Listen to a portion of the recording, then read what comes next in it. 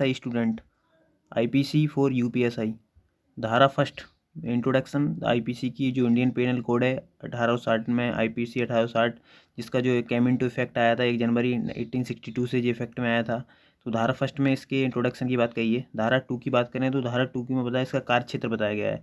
भारत के भीतर किए गए अपराधों का दंड, तो उसका कार्य क्षेत्र क्या है, जैसे धरती, आसमान, समुद्र। तो अगर हम इसके क्वेश्चंस की बात करें तो टिल 12 नॉटिकल माइल्स तक ये केम इनटू इफेक्ट रहता है।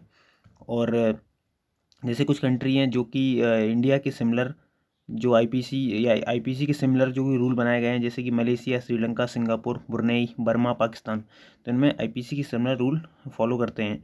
और जो धारा 3 की बात करें तो अध्याय बन के धारा 3 में जो आउट ऑफ इंडिया मतलब भारत से बाहर अगर कोई क्राइम करता है तो उसके लिए क्या मतलब प्रावधान है, उसके लिए भी उन्होंने धारा 3 में बताया गया है। धारा 4 की बात करें तो अगर धारा 4 जैसे उसमें लिखा है कि राज्य क्षेत्रातीत, तो इसका मतलब है कि एयरक्राफ्ट जैसे पे या कंप्यूटर या कोई ऐसा कोई कृत्य करता है जो एयरक्राफ्ट में या शिप में कोई ऐसा कोई अपराध करता है तो उसके लिए क्या दंड होगा। अगर हम धारा 5 की बात करें, धारा 5 में विशेष लॉ, जैसे कुछ विधियों द्वारा इस अधिनियम द्वारा प्रभाव न डालना जाना, तो इसका मतलब है जैसे कुछ विशेष लॉ जैसे कि आर्मी या डिफेंस में जो आईपीसी की धारा लागू नहीं होती, उसके लिए एक अलग से उनके लॉ होते हैं, वो वहाँ पे अप्लाई होते हैं। तो ये आज की इस वीडियो में हमने देखा कि जो अध्याय 1 में अध्याय 1 धारा 1 से 5 तक क्या इंपॉर्टेंट थी।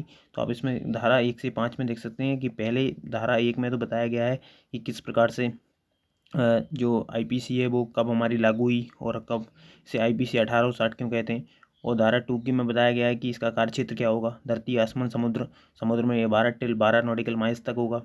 और धारा 3 में आउट ऑफ इंडिया बताया गया, अगर आप भारत से परे किसी देश में आप कोई कृत्य करते हैं। और इससे एक इम्पोर्टेंट क्वेश्चन बनता है कि जो आईपीसी हमारी आईपीसी कुछ दूसरे देशों के साथ जो इंडियन पीनल कोड है वो भी केम इनटू इफेक्ट आया है। मतलब कैसा, मतलब उनका सिमिलर जो रूल है और किन देशों में फॉलो होता है, जैसे कि Malaysia, Sri Lanka, Singapore, Brunei, Burma, Pakistan. और धारा 4 में भी हमने बताया कि जो धारा 4 है जो उसमें एयरक्राफ्ट की बात करी, जैसे एयरक्राफ्ट है, शिप है या कंप्यूटर पे कोई ऐसे कोई क्राइम करता है तो उसको राज्य क्षेत्रातीत मतलब उसमें धारा 4 में बताया गया है।